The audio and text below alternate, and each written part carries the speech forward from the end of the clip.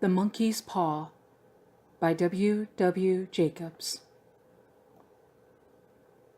Part 1. Without, the night was cold and wet, but in the small parlor of Laburnam Villa, the blinds were drawn and the fire burned brightly. Father and son were at chess. The former, who possessed ideas about the game involving radical changes, putting his king into such sharp and unnecessary perils that it even provoked comment from the white-haired old lady knitting placidly by the fire. "Hark at the wind," said Mr. White, who, having seen a fatal mistake after it was too late, was amiably desirous of preventing his son from seeing it. "I'm listening," said the latter, grimly surveying the board as he stretched out his hand. "Check." "I should hardly think that he'd come tonight," said his father, with his hand poised over the board. "Mate," replied the son. "That's the worst of living so far out," bawled Mr. White, with sudden and unlooked-for silence.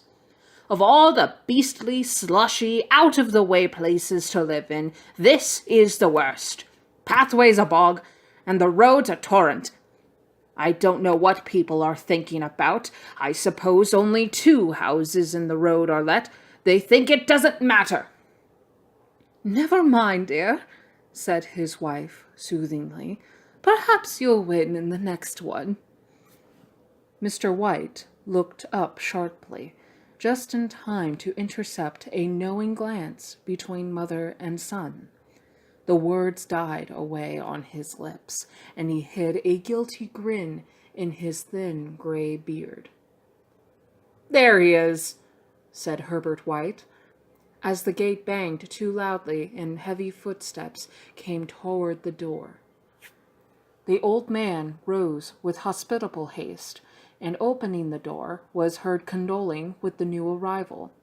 The new arrival also condoled with himself, so that Mrs. White said, "Tut, tut," and coughed gently as her husband entered the room, followed by a tall, burly man, beady of eye and rubicund of visage.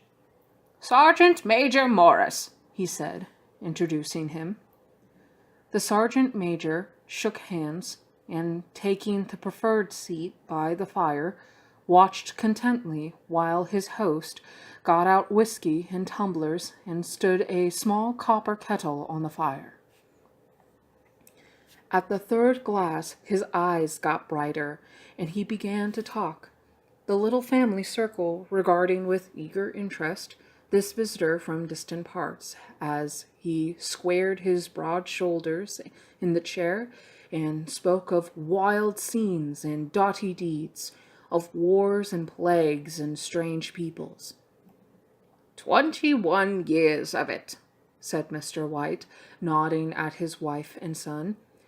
"When he went away, he was a slip of a youth, in the warehouse. Now look at him."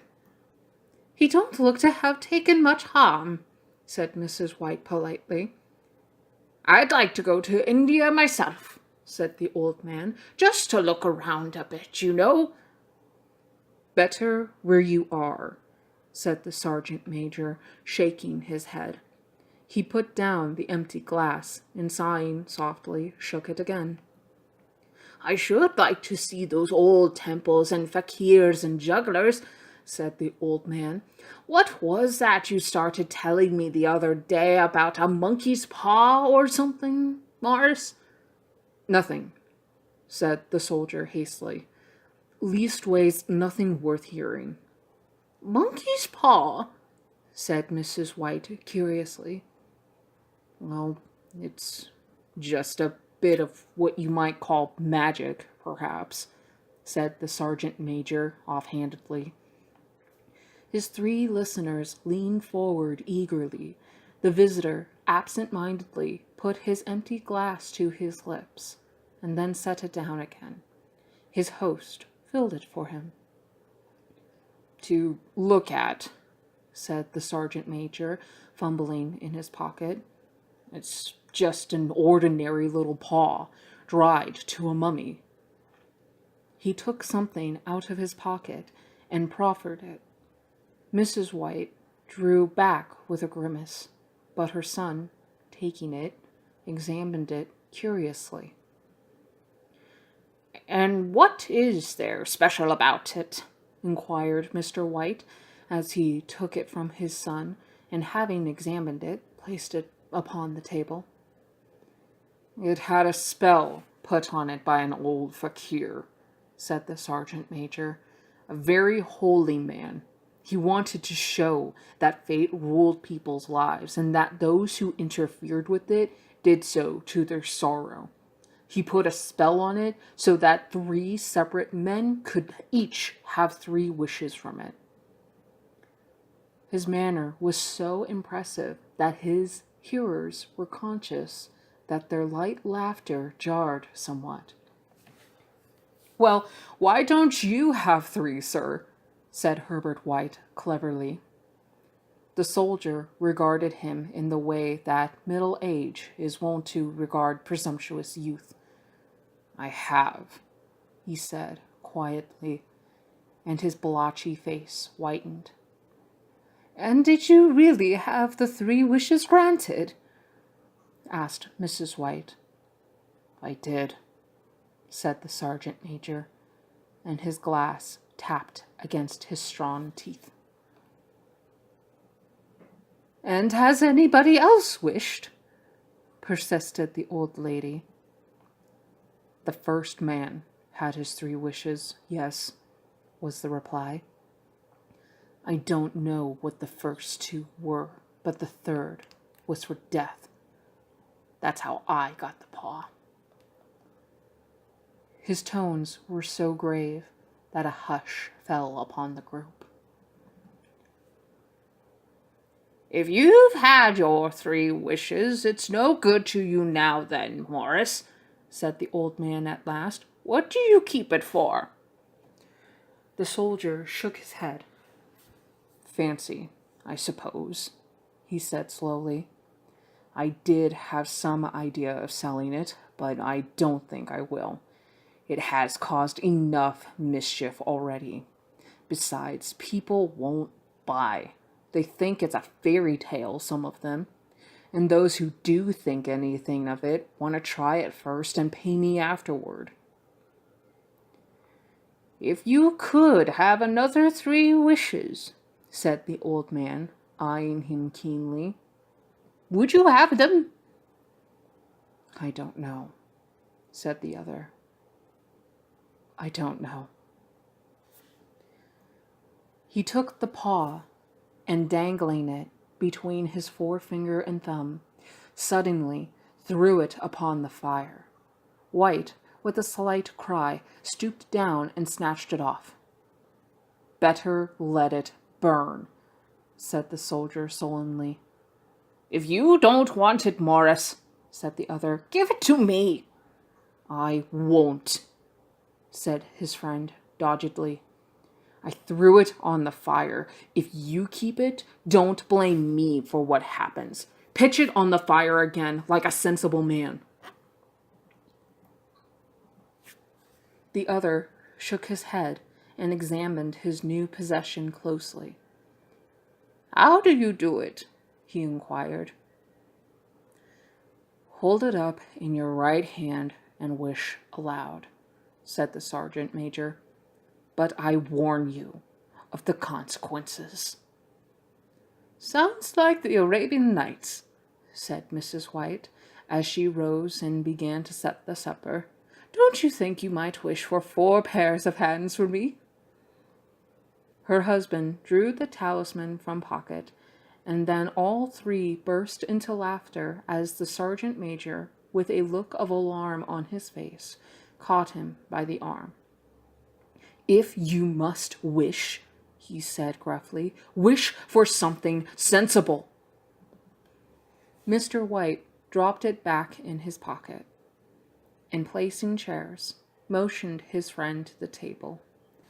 In the business of supper, the talisman was partly forgotten, and afterward the three sat listening in an enthralled fashion to a second installment of the soldier's adventures in India. If the tale about the monkey's paw is not more truthful than those he has been telling us, said Herbert, as the door closed behind their guest just in time for him to catch the last train, we shan't make much out of it. Did you give him anything for it, father? Inquired Mrs. White, regarding her husband closely.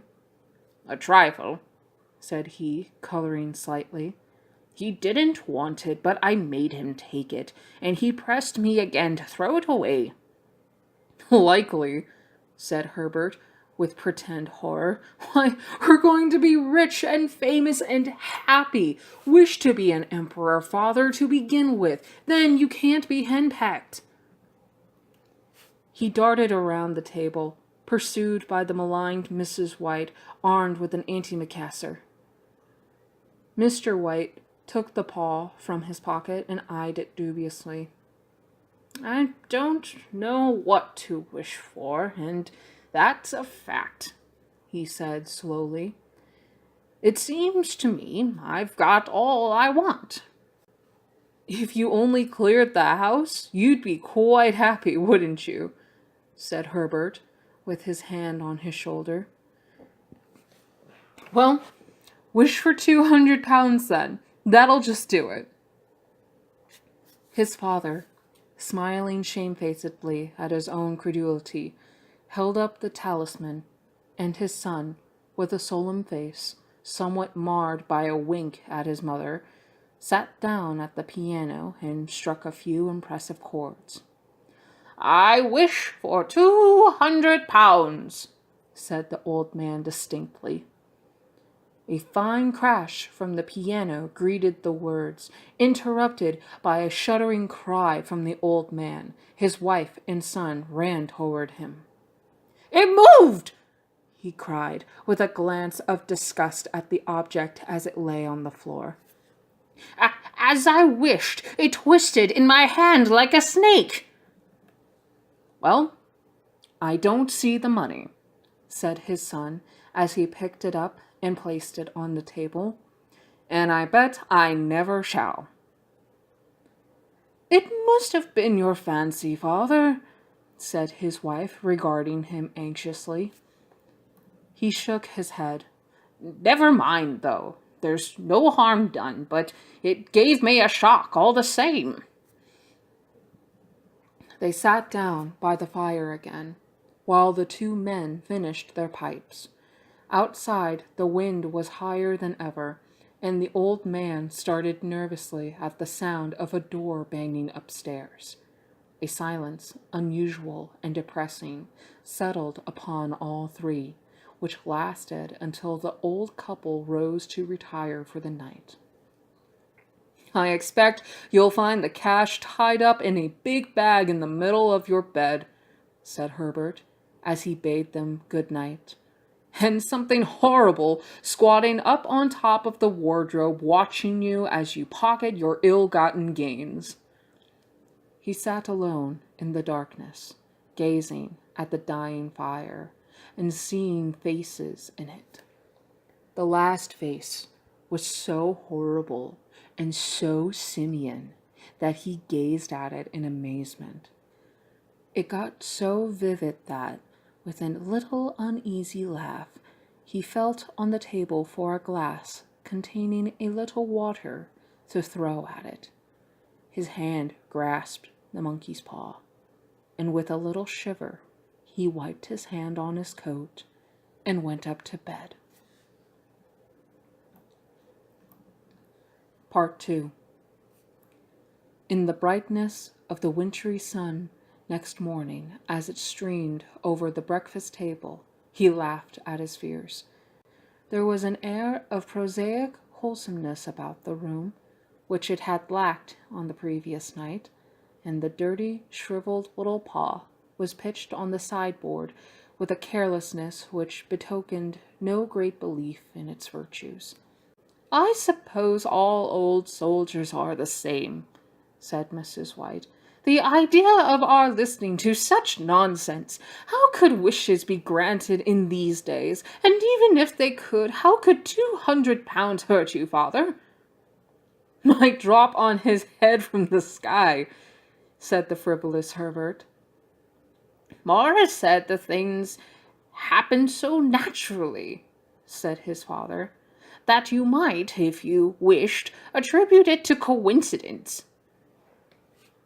Well, don't break into the money before I come back, said Herbert as he rose from the table. I'm afraid it'll turn you into a mean, avaricious man, and we shall have to disown you. His mother laughed, and following him to the door, watched him down the road, and returning to the breakfast table, was very happy at the expense of her husband's credulity, all of which did not prevent her from scurrying to the door at the postman's knock, nor prevent her from referring somewhat shortly to retired sergeant majors of bibulous habits when she found that the post brought a tailor's bill. Herbert will have some more of his funny remarks, I expect, when he comes home, she said, as they sat at dinner. I dare say, said Mr. White, pouring himself out some beer. But for all that, the thing moved in my hand. That I'll swear to. You thought it did, said the old lady soothingly. I say it did, replied the other. There was no thought about it. I had just... What's the matter? His wife made no reply.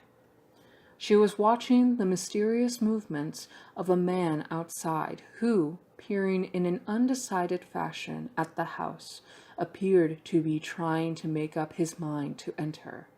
In mental connection with the £200, she noticed that the stranger was well dressed and wore a silk hat of glossy newness.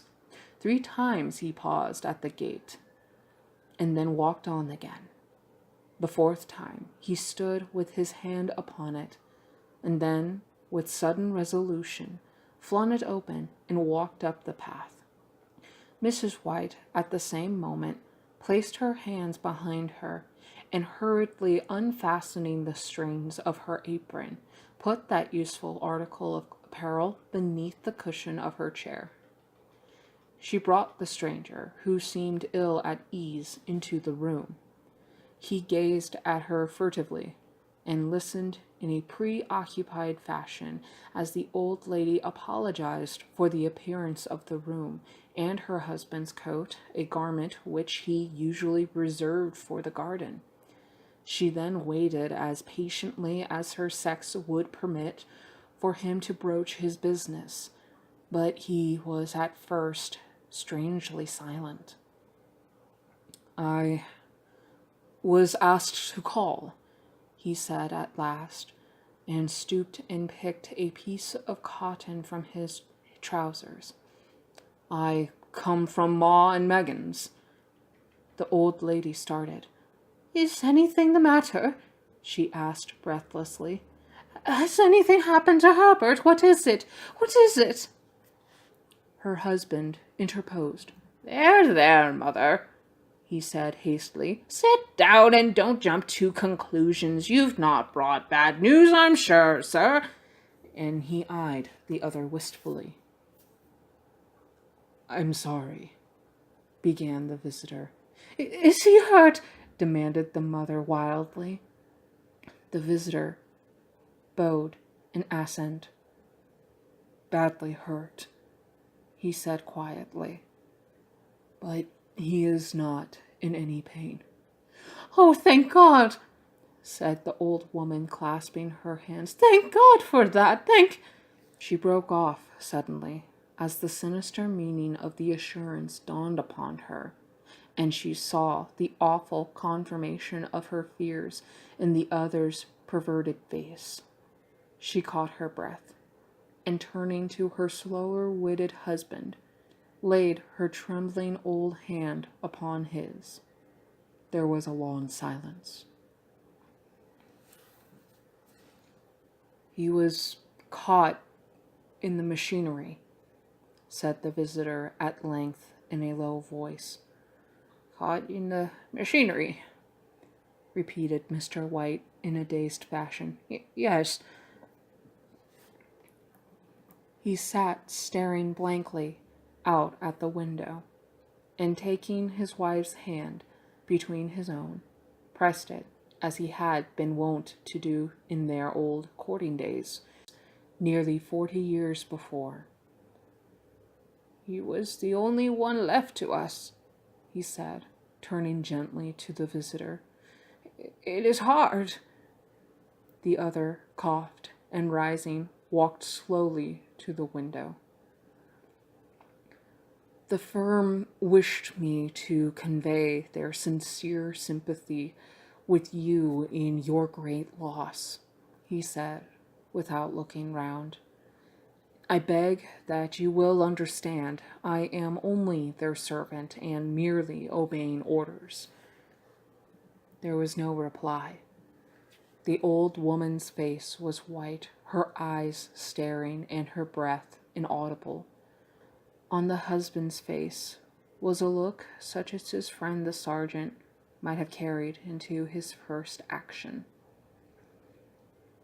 I was to say that Ma and Meggins disclaim all responsibility, continued the other.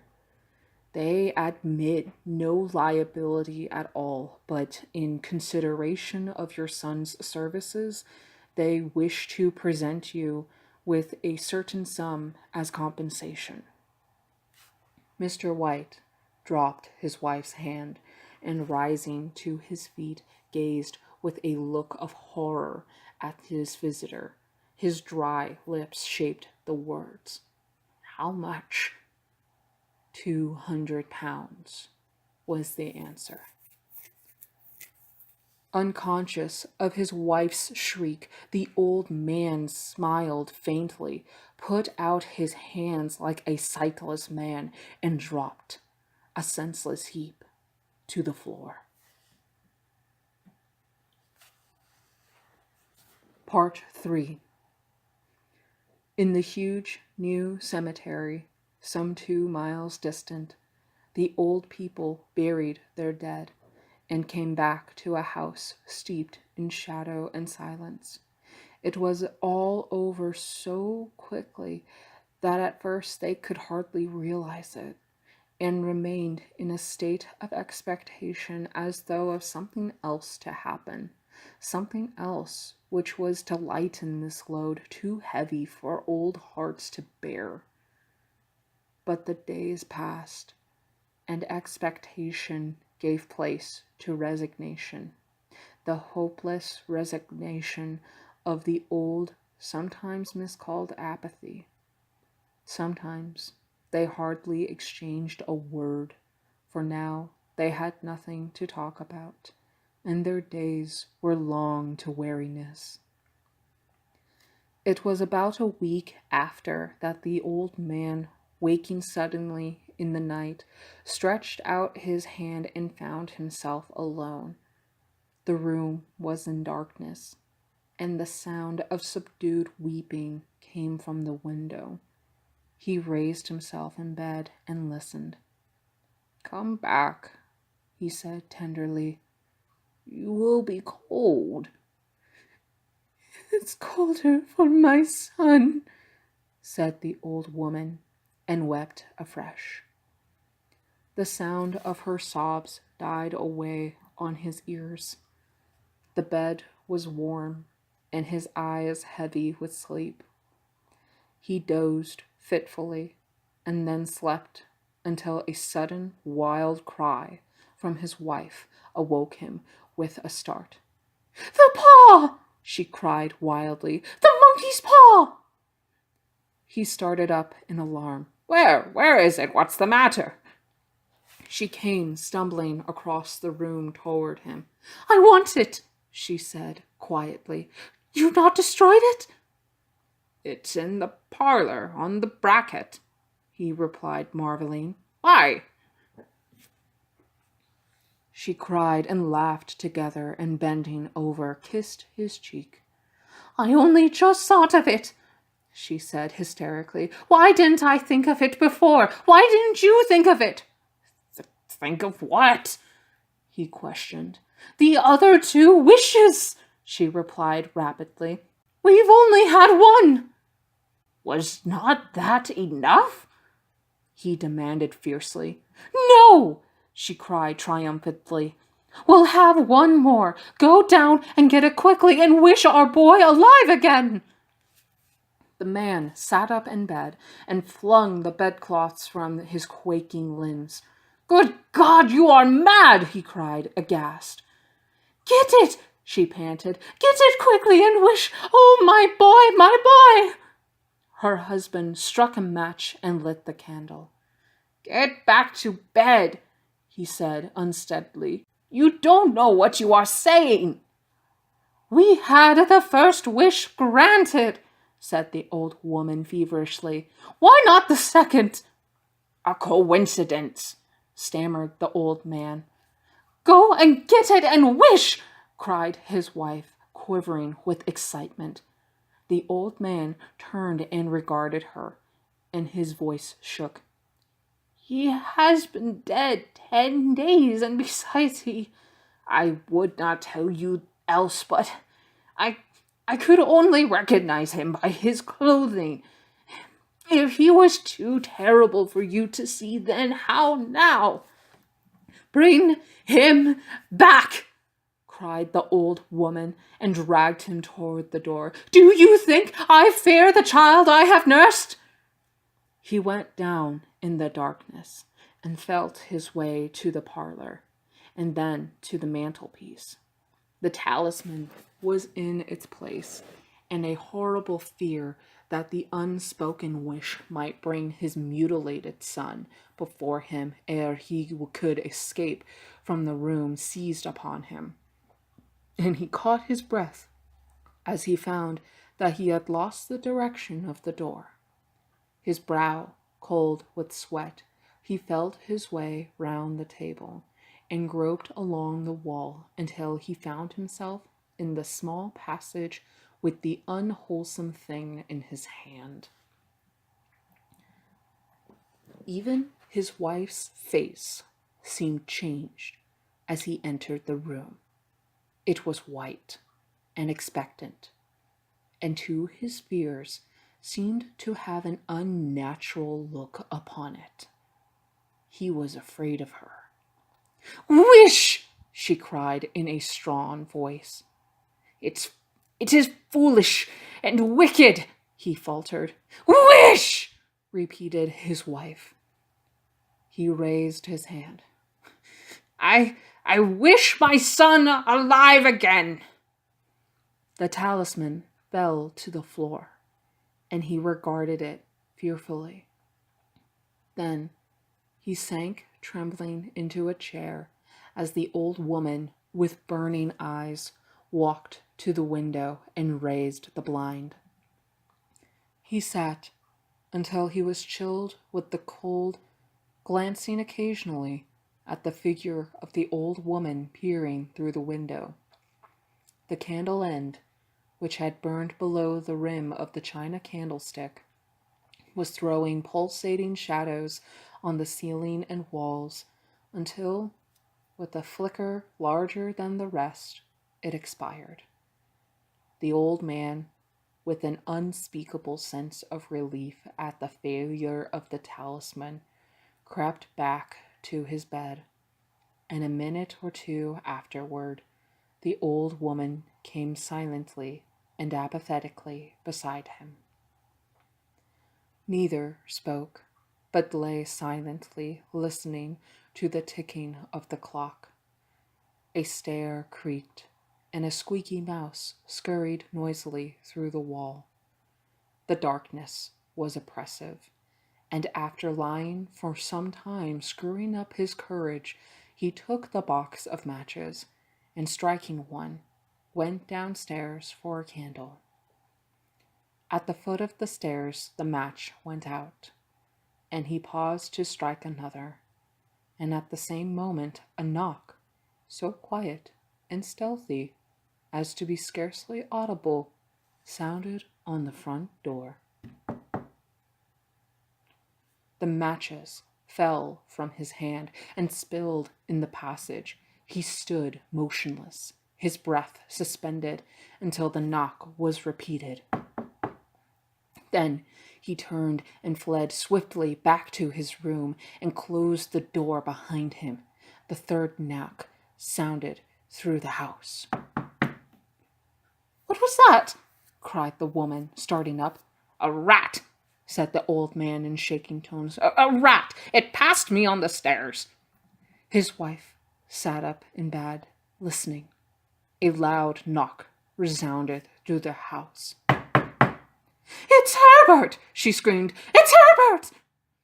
She ran to the door, but her husband was before her and, catching her by the arm, held her tightly.